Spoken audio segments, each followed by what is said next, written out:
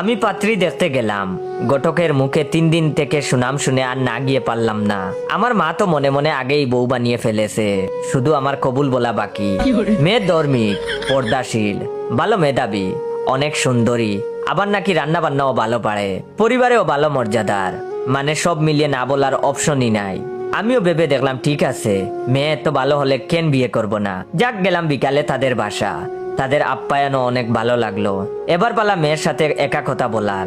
গেলাম মেয়ের ঘরে, গিয়ে দেখলাম বাহ, খুব সুন্দর করে গুছানো হয়ে আছে তার ঘর। তারপর আমি তার সাথে কথা বলা শুরু করলাম আর তাকে বললাম, আচ্ছা আপনি বুরকা পরেন ভালো কথা, কিন্তু বর্তমানে একটু আপডেট না থাকলে চলে বলেন। তখন সে বলল কি রকম?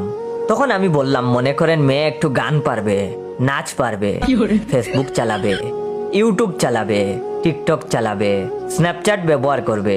তখন মেয়েটি বলল, সত্যি আপনি এমন মেয়ে চান? তখন আমি বললাম, হ্যাঁ, চাইবো না কেন, এমন মেয়েই তো ভালো লাগে। দেখেন না আজকাল টিকটকে কত কাপল ছবি দিয়ে আজ সমাজের তারা আইডল, আবার অনেকে বিটিএস ফ্যান। তখন সে বলল, কিন্তু ছেলেরা তো বিটিএস কম পছন্দ করে। তখন আমি বললাম, আরে ওরা বুকা, ওরা এই যুগের ব্যাপার কি জানে। তখন মেয়েটি বলল, সত্যি বলছেন?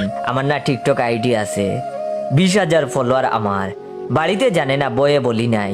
আপনি এগুলো পছন্দ করেন তাই বললাম, আপনার টিকটক আইডিটা দেন, আমি ফ্রেন্ড বানিয়ে নিচ্ছি। আর সত্যি বলতে আমিও বিটিএস ফ্যান। এই দেখেন ফোনে কত ছবি তাদের, আমার না খুব ভালো লাগছে। আপনার আমার পছন্দ এক, আমিও বিয়েতে রাজি। আমি তখন বললাম, আচ্ছা ঠিক আছে, চলেন এখন যাই। তখন মেয়েটি বলল, আইডি দিবেন না? তখন আমি বললাম, রাতে আপনাকে মেসেজ করে দিব, এখন চলেন যাই, অনেকক্ষণ হয়ে গেছে। তখন মেয়েটি বলল, তাহলে আপনি বিয়েতে রাজি তো? আমি তখন বললাম, আমি একা রাজি হলে তো হবে না, বাসায় গিয়ে সবার সাথে আলোচনা করি, এরপর আর কি, পালিয়ে নিজের জীবন বাঁচাই।